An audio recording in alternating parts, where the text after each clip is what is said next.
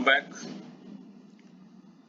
The steep rise in unemployment stems from a sterility of imagination. मतलब word meaning करते हैं steep मतलब होता है सीधी,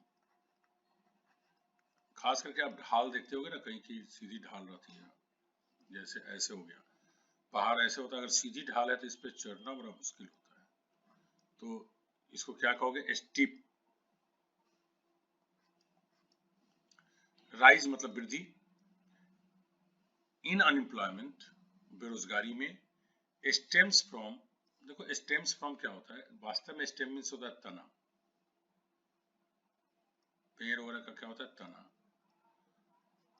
यहाँ क्या होता है जड़, तो ये कहलाता है स्टेम। तो ये निकल के फ्रॉम, कहां से निकल के आया है, फ्रॉम स्टेरिलिटी। देखो स्टेरिलिटी का क्या होता है मीनिंग, अनउपजाऊपन। अब ये क्या होता है अनउपजाऊपन, देखो स्टरलाइज होता है, स्टरलाइज करते हैं हम लोग, तो उसमें क्या करते हैं कि खास करके जैसे पहले होता था ना सिरिंज, पहले लगाते थे हम लोग, सुई देते थे किसी को, तो उसको उसमें जब किसी को एक आदमी को इंजेक्शन देते थे तो वह इंजेक्शन फिर दूसरे को नहीं दिया जा सकता था जब तक कि उसको गर्म पानी में उबालते नहीं थे। अब तो आ गया जिसको सिंगल यूजर आ गया है, तो स्टराइल करते थे उसको, स्टराइल करके क्या करता था उसमें गर्म जैसे हम करते थे तो उसमें जितने भी जीवाणु और था वो मर जाता था, मतलब कि अब उससे किसी को फिर संक्रमण नहीं हो सकता है। ठीक है, तो ये अनउपजाऊपन हो गया, मतलब कि वह अब किसी जर्म्स के लिए उपजाऊपन नहीं रहा। लेकिन यहाँ क्या मीनिंग है देखते हैं, of imagination Kalpana. The steep rise in unemployment stems from A sterility of imagination. तो कहता है कि बेरोजगारी में जो ये तेजी से वृद्धि हुई है, ये वास्तव में हमारे अनुपजाऊपन जो है कल्पना शक्ति में, उसी से निकल करके आई है, उसी से बन गई है। Have you seen A steep, इसका एंटो हो गया जेंटल, स्लोप, ये जो मैंने समझा रहा था, तो ये स्टीप ढाल, स्लोप मीन्स ढाल। क्या आपने कभी तीक्ष्ण स्टीप ढाल देखा है? It rises at a very sharp angle, यह एकदम तेज एकदम तीक्ष्ण एंगल पे उठती है, and is difficult to go up, और उस पर चढ़ना बहुत मुश्किल होता है। सो ए स्टीप इंक्रीज, चाहे वो स्टीप वृद्धि हो, और डिक्रीज चाहे वो ह्रास हो, गिरावट हो, इज वेरी बिग, बहुत ज्यादा होता है, बड़ा होता है। इफ ए कंडीशन, अगर कोई स्थिति और प्रॉब्लम समस्या स्टेम्स फ्रॉम समथिंग, कहीं से निकल कर आती है, it is rooted in that thing, मतलब कि इसका जड़ कहाँ है वहां पे, जैसे मैं समझा रहा था, तो अगर स्टेम कोई समस्या है तो इसका जड़ कहाँ है यहाँ पे, तो stems from something it is rooted in that thing, अर्थात इसका जड़ कहाँ है वहां पे है, रूट, रूट मीन्स क्या होता है जड़। दैट इज अर्थात it was caused originally by that thing, अर्थात शुरू में वही चीज इसका कारण था, मतलब ये तना बनने का कारण क्या था, यही जड़ था। दैट विच इज स्टेराइल, जो भी चीज स्टेराइल होता है, इसका एंटो हो गया फर्टाइल, फर्टाइल मतलब उपजाऊ, स्टेराइल मतलब हो गया अनुपजाऊ। ठीक है, इज अनेबल टू रिप्रोड्यूस, वह उत्पन्न करने में असक्षम होता है। ए स्टेराइल आइडिया, अगर कोई विचार स्टेराइल है, और स्पीच कोई भाषण दे रहा है वो स्टेराइल है। लैक्स न्यू थॉट, मतलब उसमें नए विचारों की कमी है। इमेजिनेशन कल्पना की कमी है। When A doctor talks of A sterile environment, जब एक डॉक्टर बात करता है स्टेराइल इन्वायरमेंट का, आप याद कर सकते हैं a sterilised syringe for example, doctor लोग पहले हम, जैसा कि मैं शुरू में ही मैंने एग्जांपल दिया था सिरिंज का, सिरिंज आप समझते हैं ना जो इंजेक्शन देते हैं जिससे, तो अगर एक डॉक्टर बात करता है स्टेराइल इन्वायरमेंट का, ही मीन्स उसका मतलब होता है that it is completely clean and free कि यह पूरी तरह से साफ और स्वतंत्र हो फ्रॉम जर्म्स, किसी भी तरह के जर्म से, कीटाणु से। नाउ अब what is the meaning of the first sentence of this paragraph? इस पैराग्राफ में जो पहला लाइन यूज किया गया है, क्या है वो पहला line? The steep rise in unemployment stems from A sterility of imagination.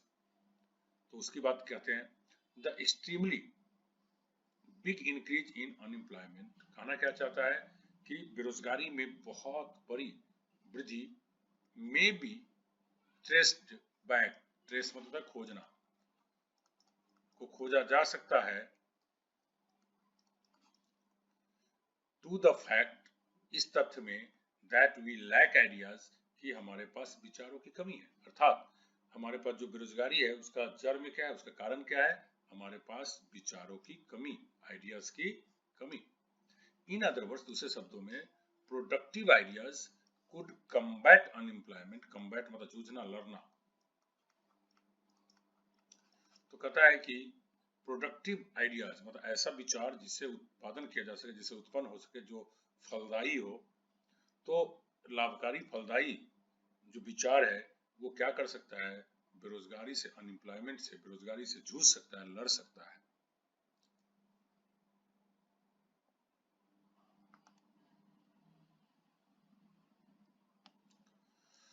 But what is stifling our creativity? लेकिन वो क्या चीज है जो हमारी क्रिएटिविटी को, हमारी रचनात्मकता को रोक रहा है, दम घोट रहा है? रोकना, दम घोटना।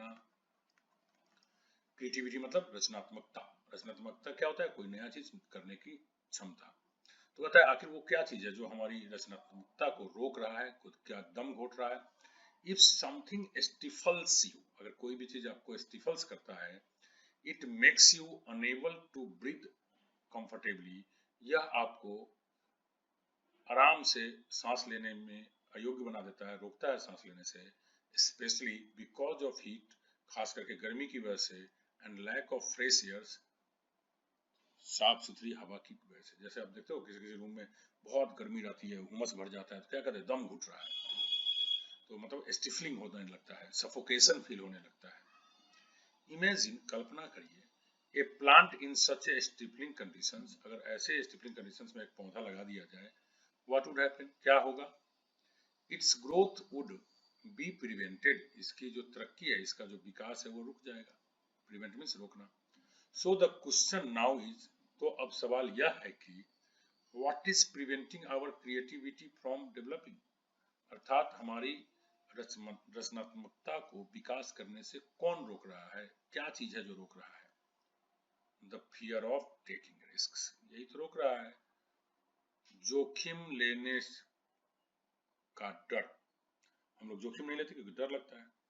इफ यू टेक रिस्क, अगर आप जोखिम लेते हैं, यू माइट फेल, हो सकता है कि आप असफल हो जाए। And failure has a stigma attached to it. Stigma मतलब बदनामी, बदनामी क्या है? और असफलता में तो ये बदनामी जुड़ा हुआ है। दैट इज, अर्थात पीपल कंसीडर इट अनएक्सेप्टेबल, अर्थात लोग इसे अस्वीकार्य और डिसग्रेसफुल, अनादरपूर्ण, डिसग्रेसफुल मतलब अनादरपूर्ण मानते हैं। We must change our attitude, हमें अपना नजरिया बदलना चाहिए। If we wish to stimulate, जगाना, उकसाना, क्रिएटिविटी, अगर हम चाहते हैं कि हम अपने अंदर रचनात्मकता को जगाए, ठीक है, तो हमें क्या करना चाहिए?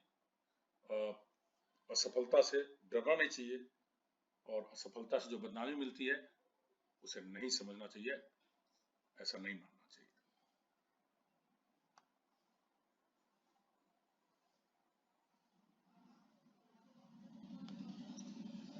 The Bofors deal stings of political corruption. आपको मालूम होना चाहिए बोफोर्स क्या है। बोफोर्स एक तोप है जो राजीव गांधी जब प्रधानमंत्री थे तो उनके काल में खरीदा गया था, और ये बहुत हंगामा हुआ था। और बोफोर्स खरीदने में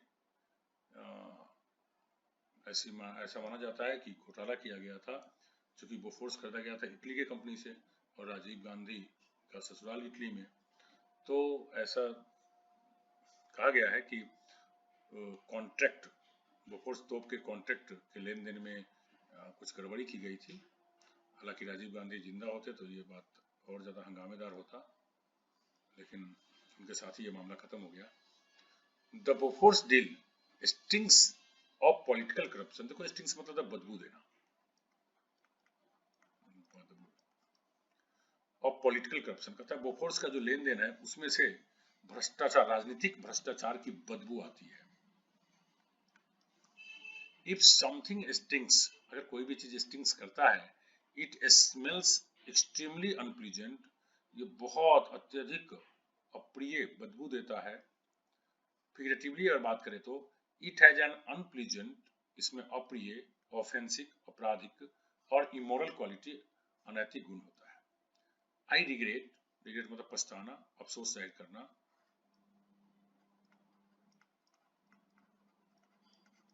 I regret not having finished the investigations in my 2-year stint, stint मतलब अवधि, with the CBI। मुझे इस बात से अफसोस है कि मुझे 2 साल का जो अवधि मिला था CBI के साथ मिलकर के जांच करने में, वो मैं पूरा नहीं कर पाया। A stint is a period of time, stint एक वो अवधि होती है, spent doing a particular job, कुछ खास काम करने के दौरान बिताना, और working in a particular place या किसी खास जगह पे रहना। My failure was probably due to the lack of a time frame. देखो ये टाइम फ्रेम क्या होता है ये समझना है। टाइम फ्रेम मतलब तो कोई भी काम का एक निश्चित समय सीमा निर्धारित होना चाहिए कि इतना दिन में कर लेना है तो कर लेना है। यही कहता है मेरी असफलता संभवतः इसलिए हुई कि उसका कोई टाइम फ्रेम नहीं था। Whenever an investigation is done, जब कभी भी कोई जांच की जाती है, इन्वेस्टिगेशन मतलब जांच, जब कभी भी कोई जांच की जाती है, it should be with in A stipulated period, एक समय निर्धारित किया जाना चाहिए था। ठीक है,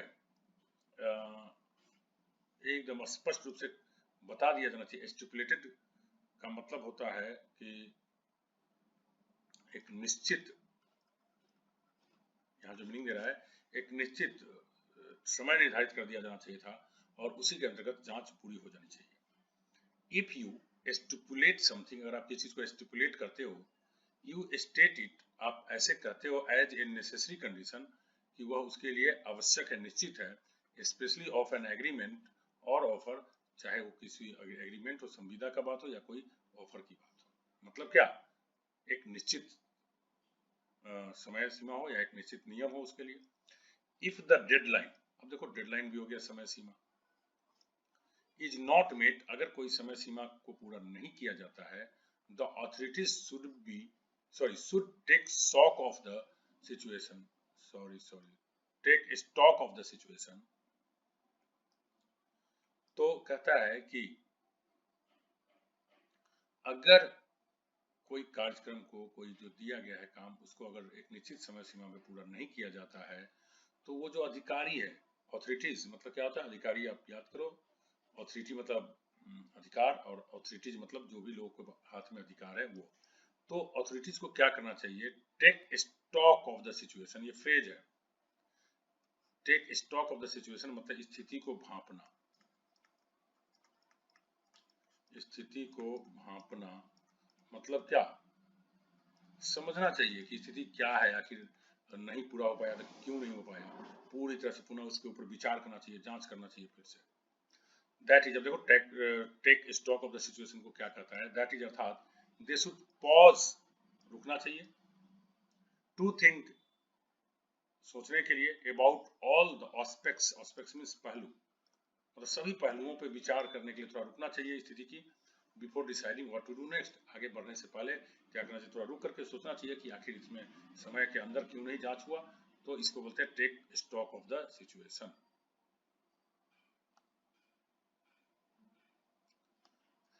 हर house is only a stone's throw from mine, उसका घर मेरे घर से मात्र एक स्टोन्स थ्रो है, मतलब कुछ ही दूर पर है। जैसे मान लो कि कोई आदमी अपने हाथ में एक पत्थर ले ले, यहाँ से फेंकेगा तो कितना दूर गिरेगा, बहुत दूर नहीं गिरेगा। तो इसलिए ए स्टोन्स थ्रो फ्रेज हो गया कि कुछ ही दूर पर, नजदीक। Her house is only a stone's throw from mine, उसका घर मेरे घर से कुछ ही दूर पर है। Now if you can throw a stone, अब अगर आप एक पत्थर फेंको from one place to another, एक जगह से दूसरे जगह पे, it means it is a short distance, अर्थात यह बहुत कम दूरी पर है। So our houses are close to each other, अर्थात हमारा घर जो है एक दूसरे घर के काफी नजदीक है। What goes on in her house can therefore not be hidden from me, इसलिए उसके घर पे क्या सब चल रहा है मेरे से नहीं छिपा हुआ है। Well, I know, मुझे पता है, she loves money, कि उसे पैसों से बहुत ज्यादा प्यार है। Fine, ठीक है। But she has now stooped to prostitution, लेकिन stooped मतलब होता है गिर जाना, नीचे की तरफ चला जाना, और prostitution मतलब वेश्यावृत्ति। अब वह वेश्यावृत्ति के काम करने में लग गई है, ठीक है। For the sake of money, for the sake of, the sake of phrase है, सेक ऑफ मतलब के लिए, प्रोस्टिट्यूशन मतलब वेश्यावृत्ति, स्टूप टू मतलब नीचे की ओर गिर जाना। अब वो क्या की है कि पैसे के लिए वेश्यावृत्ति पर गिर गई है। इफ यू स्टूप, अगर आप स्टूप करते हैं, you bend your body forwards, आप अपने आप को झुका देते हैं आगे की ओर और नीचे की ओर। फिगरेटिवली बात करें, if someone stoops to doing something, अगर कोई व्यक्ति अपने आप को गिरा कर कोई चीज काम करने लग जाता है, ही लोअर्स हिज मोरल लेवल, अर्थात वो अपनी नैतिकता को गिरा लेता है। दैट इज, अर्थात ही डज समथिंग रॉन्ग, अर्थात वो कुछ गलत करता है, और इमोरल अनैतिक करता है, that he would not normally do, जबकि वो जनरली नहीं करता है ऐसा। हाउएवर, किंतु, gave her a hint of this and see how she stoutly denies the activity. लेकिन अगर आप उसको थोड़ा सा हिंट दो कि तुम ऐसा काम क्यों करते हो, तो देखो फिर कैसे वो स्टाउटली, एकदम जबरदस्त तरीके से डिनाई, इनकार करती है कि ना ना हम ऐसे काम नहीं करते हैं। स्टाउटली मतलब मजबूती से, डिनाई मतलब इनकार करना, एक्टिविटी मतलब क्रियाकलाप, ये नहीं मैं ऐसे क्रियाकलाप नहीं। इफ वंस एक्शंस, अगर किसी व्यक्ति का काम, एप्टीट्यूड्स नजरिया, और बिलीव्स विश्वास, आर स्टाउट, स्टाउट है मतलब दे आर स्ट्रॉन्ग, वे काफी मजबूत है, एंड डिटरमिन्ड, वो काफी दृढ़ है। शी वुड स्ट्रेट अवे, सीधे सीधे, स्ट्रेट अवे मतलब सीधे सीधे, तुरंत बिना डिले किए हुए, टेल यू, आपको बोलेगी, that it is A figment of my imagination, कि यह मेरे कल्पना शक्ति की उपज है। फिगमेंट मतलब उपज, खास करके नई चीज, नई चीज, उपज भी तो नई चीज होती है। तो क्या बोलती है कि यह मेरी कल्पना शक्ति की उपज है, मेरे कल्पना शक्ति के द्वारा की गई खोज है, नई चीज है। सीवुड से वो बोलेगी, लुक देखो, I am a straightforward woman, मैं एकदम फ्रैंक औरत हूँ, जिसके मन में कोई छिपा हुआ बात नहीं है। स्ट्रेट फॉरवर्ड मतलब होता है सच्चा, निष्कपट, खुले दिल का। आई विल टेल यू, मैं बताऊंगा, why he has concocted this story. Concocted मतलब बना देना, बना देना, फैब्रिकेट इसका सही होता है, मतलब वास्तव में है नहीं, बना दिया है। कहता है कि देखो मैं बताता हूँ कि वो ये कहानी क्यों बना दिया है कि मैं वेश्यावृत्ति में गिर गया हूँ, पैसे के लिए ऐसे कर रहा हूँ, कर रही हूँ। तो कहता है ही केम, वो मेरे पास आया, एंड प्रपोज टू मी, उसने मुझे प्रस्ताव दिया। आई सेड, मैंने कहा, I did not like him, propose करना स्पेशली शादी वाले के लिए प्रपोज किया जाता है। मैंने कहा I did not like him, मैंने उसे कहा कि नहीं मैं उसे पसंद नहीं करती हूँ। अब आगे देखेंगे क्या है। तो इस तरह से ये समाप्त हुआ। Thank you very much.